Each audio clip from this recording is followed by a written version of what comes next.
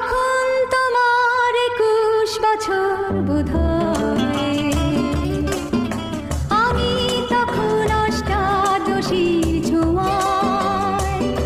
লজ্জা জড়ানো ছন্দে কেঁপেছি, ধরা পড়েছিল ভয়।